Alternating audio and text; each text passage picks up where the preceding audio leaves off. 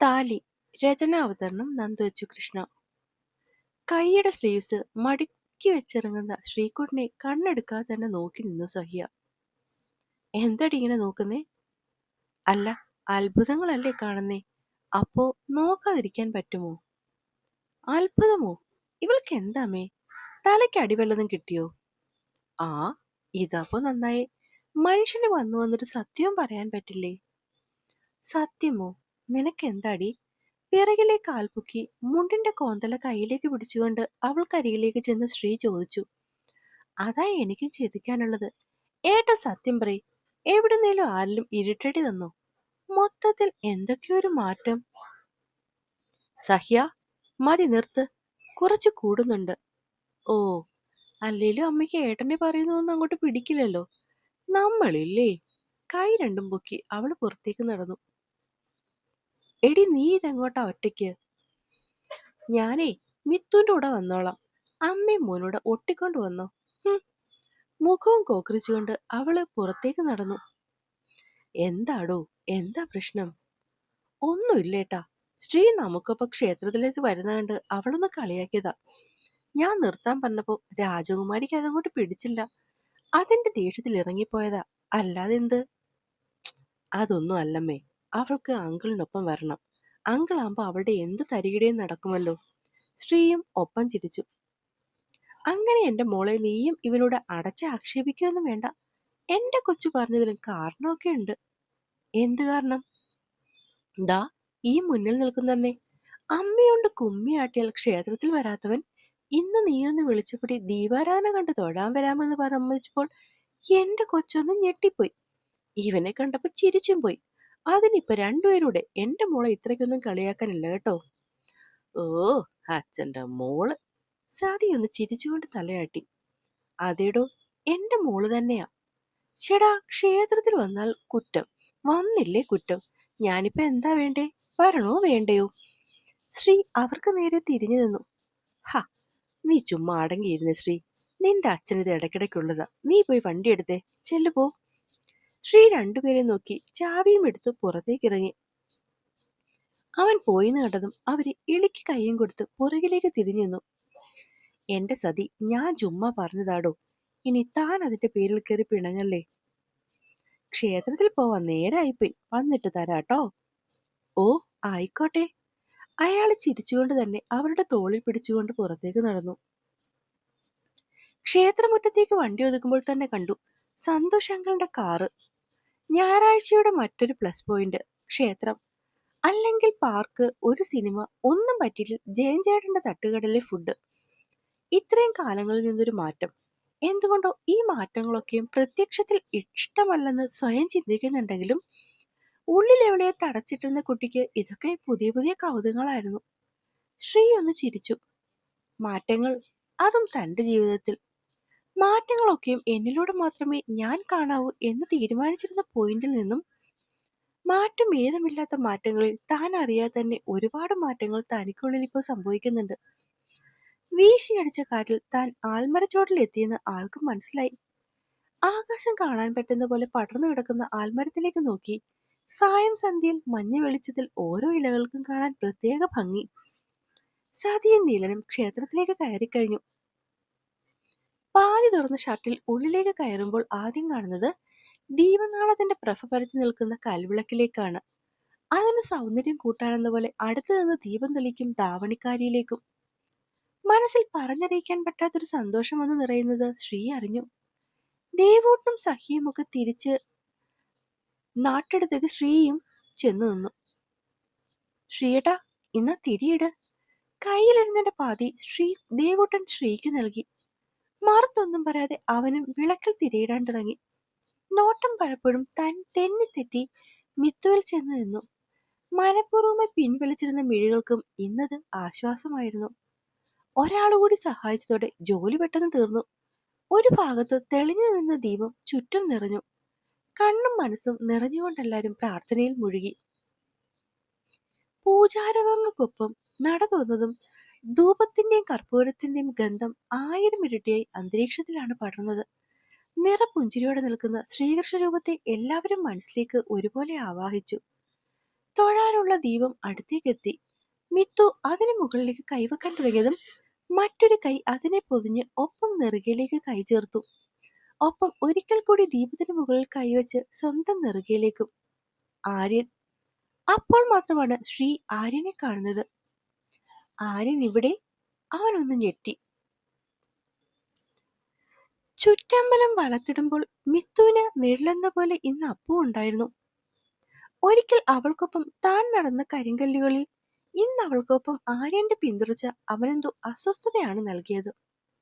ഇടയ്ക്ക് എപ്പോഴും ധാവണി തട്ടി മുന്നിലേക്ക് വീഴാൻ പോയവളെ താങ്ങി നിർത്തി ദേഷ്യപ്പെടുന്ന കണ്ടു. പ്രസാദം വാങ്ങി എല്ലാരും സന്നിധിയിൽ നിന്നും മാറി പുറത്തേക്ക് ഇറങ്ങുമ്പോൾ അവള് തൊടാനായി മൂതിരവിരലിലെടുത്ത ചന്ദനം ആ വിരൽ കൊണ്ട് തന്നെ സ്വന്തം നെറ്റിയിലേക്ക് തൊടുവിച്ച് അവളെ നോക്കി കണ്ണിറുക്കി മുന്നിലേക്ക് നടക്കുന്നതിനെ ശ്രീ ഒരു വേള നോക്കി നിന്നുപോയി. അവന് വല്ലാത്ത ബുദ്ധിമുട്ട് തോന്നിപ്പിക്കുന്നതായിരുന്നു ആ കാഴ്ച. ആകെ മൊത്തം ശ്രീക്ക് ആര്യന്റെ സാന്നിധ്യം എന്തൊക്കെയോ വല്ലായ്മ സൃഷ്ടിക്കുന്നുണ്ടായിരുന്നു. ഇതിനിടയിലേക്ക് സഹ്യ ശ്രീക്കരിയിലേക്ക് പ്രസാദമായി ചെന്നത്. നെറ്റിയിൽ പതിഞ്ഞ ചന്ദനത്തിന്റെ കുളിർ ഉള്ളിലേക്ക് വാഴുന്നു. ഒരു നിമിഷം അവനൊന്ന് കണ്ണടച്ചു നിന്നു. ആ നേരം തിരിഞ്ഞോടാൻ പോയവളെ ശ്രീ പിടിച്ചു നിർത്തി. ആര്യൻ ആര്യൻ എപ്പോ വന്നു സഹ്യ? അറിയില്ലേട്ടാ, ഞാൻ അവിടെ ചെല്ലുമ്പോ ഏട്ടൻ അവിടെ ഉണ്ട്. ഇങ്ങോട്ട് വരേണ്ട തിരക്കിൽ ചോദിക്കാനും പറ്റിയില്ല. ദേവാ ദേവിയൊന്നും പറഞ്ഞില്ലേ? പതറിക്കൊണ്ട് ചോദിക്കുമ്പോൾ വൈകിട്ട് ആര്യനെ തിരിച്ചു വിളിക്കുന്ന ദേവയായിരുന്നു ശ്രീയുടെ മനസ്സിൽ. ഇല്ലേട്ടാ, വണ്ടിയിൽ കയറിയതും ദേവൂട്ടൻ എന്നെ പിടിച്ച് കൂടെ ഇരുത്തി. അച്ചമ്മ അവനെ അപ്പുവേട്ടന്റെ ഒപ്പം ബൈക്കിൽ പോകണ്ടെന്ന് പറഞ്ഞതിന്റെ ദേഷ്യം അവൻ എന്റെ ഫോണിൽ ഗെയിം കളിച്ചാ തീർത്തത്. അവനൊന്ന് അമർത്തി മൂളി. ഞാൻ പൊക്കോട്ടെ ഏട്ടാ? അതെ സഹ്യ. ആ ഏട്ടാ. ആര്യന് ദേവിയെ ഇഷ്ടമാണോ? ശ്രീയുടെ ആ ചോദ്യത്തിൽ സഹ്യ ഒന്ന് ഞെട്ടി. പിന്നെ സമാധാനിച്ചു. ആര്യനെ കുറച്ചുനേരം ശ്രദ്ധിക്കുന്ന ആർക്കും പെട്ടെന്ന് മനസ്സിലാക്കാൻ പറ്റുന്ന കാര്യമാണ് അവന് മിത്തുവിനോടുള്ള ഇഷ്ടം. അപ്പുവേട്ടന് ഇഷ്ടമാണെന്ന് തോന്നുന്നു. ഞാൻ ചോദിച്ചപ്പോ ആള് വ്യക്തമായ മറുപടി ഒന്നും പറഞ്ഞില്ല. എങ്കിലും പലതും കാണുമ്പോൾ ഇഷ്ടമാണെന്നൊക്കെയാണ് തോന്നുന്നത്. അത് കേട്ടതും ശ്രീയുടെ മുഖം മാറി. ആ ഇഷ്ടക്കേട് മറച്ചു വെച്ചുകൊണ്ട് അടുത്ത ചോദ്യവും പിന്നാലെ എത്തി. ദേവയ്ക്കോ? അതറിയില്ലേട്ടാ. അവൾ ഇതുവരെ ആ ഏട്ടനോടെന്തെങ്കിലും മിണ്ടുന്ന പോലും ഞാൻ കണ്ടിട്ടില്ല. ആകെ സംസാരിച്ചു കാണുന്നത് ഇന്ന് വൈകിട്ട് ആ ഫോൺ വിളിക്കുന്ന നേരത്താ.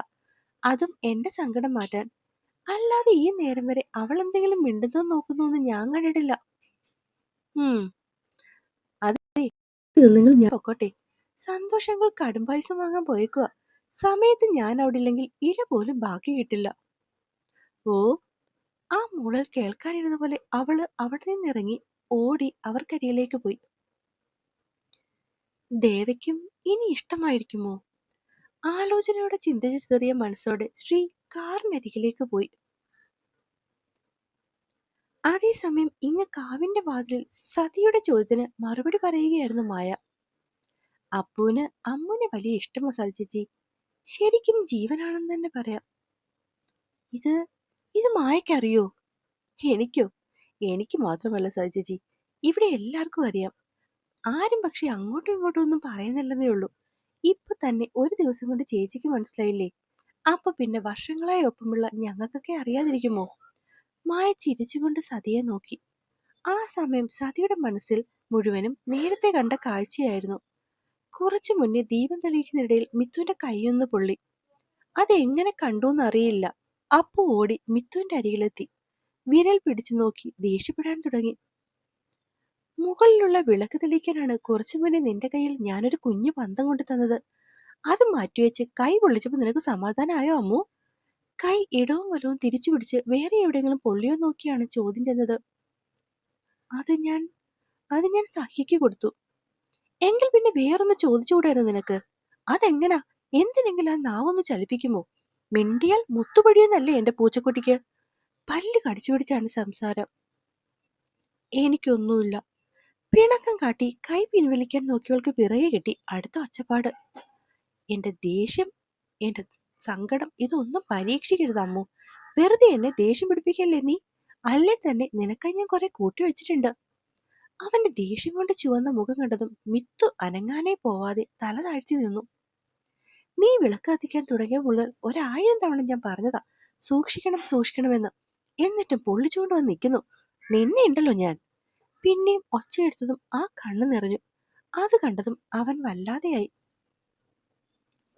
പറയാൻ വന്നത് പാതിയിൽ കൊണ്ട് നിർത്തുകയും ചെയ്തു. അമ്പലനടയിൽ നിന്ന് കരയില്ലേ മോളെ നീ. ഞാൻ ഒപ്പം പറഞ്ഞിട്ടും കേൾക്കാത്തോണ്ടല്ലേ അപ്പേട്ടന് ദേഷ്യം വന്നത്. പോട്ടെ, കരയണ്ട. ദേഷ്യം നിന്നിരുന്ന മുഖം വാത്സല്യം കൊണ്ട് നിറഞ്ഞു. അവളുടെ കണ്ണുകൾ തുടച്ചുകൊണ്ട് പിന്നെയും കൈവിരലിലേക്ക് നോക്കി. ചൂണ്ടുവിരലിൽ തെളിഞ്ഞു നിന്ന് ചുവപ്പ് കണ്ടതും അവൻ ആ വിരലുകൾ ചുണ്ടിലേക്ക് വെച്ചൂറി. അവളൊന്ന് പിടഞ്ഞ് ചുറ്റും നോക്കി പിറകിലേക്ക് മാറാൻ ശ്രമിച്ചതും അവൻ അതേ ഫോഴ്സിൽ തിരിച്ചു വലിച്ചവളെ മുൻപ് നിന്നിട്ട് നിർത്തി. ശേഷം കണ്ണുകൾ കൊണ്ട് അവളെ വിലക്കി. അമ്പലത്തിന്റെ പിൻഭാഗമായതുകൊണ്ട് ആൾക്കാരാരുമില്ല. എന്നാലും ഭയം കൊണ്ട് മിത്തുവിന്റെ കൈയും കാലും വിറയ്ക്കുന്നുണ്ടായിരുന്നു. എന്നാൽ കാവിന്റെ പുറത്തേക്ക് ഇറങ്ങാൻ തുടങ്ങിയ സതിയെ രണ്ടുപേരും കണ്ടതുമില്ല. ഒരൽപ്പം കഴിഞ്ഞ് വിരൽ നോക്കിയിട്ട് പിന്നെയും ആ വിരലുകൾ വായിലേക്ക് വെച്ചു. കുറച്ചു കഴിഞ്ഞവളുടെ കയ്യിൽ പിടിച്ചുകൊണ്ട് തന്നെ പുറത്തേക്ക് ഇറങ്ങുന്നത് സ്ഥാപിച്ച പൈപ്പിൽ കൈ കുറെ നേരം പിടിച്ചു നിന്നു. പിന്നെ മുണ്ടിന്റെ തുമ്പുകൊണ്ട് കൈ പതിയെ തുടച്ചു കൊടുത്തു. എന്നിട്ടും സമാധാനം തോന്നാതെ അവളുടെ വിരൽത്തുമ്പിൽ വീണ്ടും വീണ്ടും നോക്കി ദേഷ്യപ്പെടുന്ന അപ്പു സതിയുടെ ഓർമ്മയിലേക്ക് ചെന്നു. ചേച്ചി, സതി ചേച്ചി. ആ മായേ, ചേച്ചി ഇത് എന്താലോചിച്ച് നിൽക്കുക? അല്ല മായേ, അപ്പൊ മോക്കും ഇഷ്ടമാണോ? അതെനിക്കറിയില്ല ചേച്ചി. ഞങ്ങളാരും അവളോട് ഇതുവരെ അത് ചോദിച്ചിട്ടില്ല. അതെന്താ? അതൊക്കെ വലിയൊരു കഥയാ. കഥയോ? സതി, മായേ, അവിടെ എന്തോ പറഞ്ഞോണ്ട് നിൽക്കുക. വീട്ടിലെങ്ങും പോകണ്ടേ നിങ്ങൾക്ക്? ചേച്ചി, സന്തോഷേട്ടൻ ദേഷ്യപ്പെടുന്നു. ബാ, നമുക്ക് പോകാം. ചുറ്റമ്പലത്തിന്റെ പടിക്കെട്ടിൽ നിന്നും മായ പിടഞ്ഞെഴുന്നേറ്റു. അപ്പോ മായേ കഥ? എന്റെ സതിചേച്ചി, വീട്ടിലെത്തട്ടെ, ഞാൻ പറയാം. പക്ഷെ നമ്മളിനി പാർക്കിലേക്കല്ലേ പോകുന്നേ? സതി ഒരു നിമിഷം അവിടെ തന്നെ നിന്നു. ചില നേരം ദേവൂട്ടിനെ പോലെയാ ശരിക്കും പിള്ളേരുടെ സ്വഭാവം. മായ തിരിഞ്ഞു വന്ന് സതിയുടെ കയ്യും പിടിച്ചു നടന്നു. കഥയായിട്ടൊന്നുമില്ല ചേച്ചി. അപ്പു ഒരു സമയം വരെ ഇവിടെ ഉണ്ടായിരുന്നു. 4 വർഷം മുന്നേ അവൻ പോകാൻ കാരണം തന്നെ അമ്മുവാണ്. മിത്തുവോ? 4 വർഷം മുന്നേ അവൻ തന്റെ ഇഷ്ടം അമ്മുവിനോട് പറഞ്ഞിരുന്നു. എന്നിട്ട്? സതി ഞെട്ടിക്കൊണ്ട് അവളെ നോക്കി നിന്നു. അമ്മു അവന് മറുപടി ഒന്നും കൊടുത്തില്ല. അതിന്റെ സങ്കടത്തില അപ്പു അവന്റെ അമ്മയുടെ അച്ഛന്റെ അടുത്തേക്ക് തിരിച്ചുപോയെ. അതിനുശേഷം ഇപ്പോഴാ വരുന്നേ. പിന്നെ മോളും അന്ന് കൊച്ചുകുട്ടിയായിരുന്നില്ലേ? മായ സങ്കടത്തോടെ ഒന്ന് ചിരിച്ചു. ഇതേ സമയം കാറിന്റെ അടുത്ത്. അപ്പുവേട്ടാ, സോറി, ഞാൻ വെറുതെ ഒരു തമാശ കാണിച്ചതാ. ഏട്ടന് അത് ഇത്രയും ഫീൽ ആകുമെന്നൊന്നും ഞാൻ കരുതിയില്ല. സോറി ഏട്ടാ. സോറി ഒന്നും വേണ്ട. അപ്പോ ഏട്ടന് എന്നോട് പിണക്കൊന്നുമില്ല? എന്തിന്? പിണക്കമില്ലെന്ന് മാത്രമല്ല, നിനക്ക് ഞാനൊരു മുട്ടൻ ട്രീറ്റ് തന്നെ തരും. ട്രീറ്റോ? എന്തിന്? സഹ്യ അന്തം വിട്ട് അവനെ നോക്കി നിന്നു. അത് മോൾക്ക് ഏട്ടൻ പിന്നെ പറഞ്ഞു തരാട്ടോ. ചിരിച്ചുകൊണ്ട് ഇടം കണ്ണൊന്ന് ഇറുക്കിയവൻ. 4 വർഷശേഷം നീ കാരണമല്ലടി എന്റെ പൂച്ചക്കുട്ടി എന്നോടൊന്നും മിണ്ടിയത്. അപ്പൊ പിന്നെ നിനക്ക് ഞാൻ എന്റെ ജീവൻ പോലും തരില്ലേ? മനസ്സിൽ അത് ആലോചിച്ചവൻ ആൾത്തറയിലേക്ക് നടന്നു. പതിയെ ചുണ്ടിൽ മൂളിയ ഈണം അവൻ ഒരിക്കൽ കൂടി മെല്ലെ ചൊല്ലി. എന്നിട്ട് അങ്ങനെ അവൻ ആ ആൽമരച്ചോട്ടിലേക്ക് നിവർന്നു കിടന്നു. അപ്പോൾ എന്നെ കേൾക്കുകയും വായിക്കുകയും ചെയ്യുന്ന എൻ്റെ കൂട്ടുകാർക്ക് കഥ ഇഷ്ടമാകുന്നുണ്ടെങ്കിൽ സബ്സ്ക്രൈബ് ചെയ്ത് സപ്പോർട്ട് ചെയ്യാൻ മറക്കല്ലേ. നന്ദി.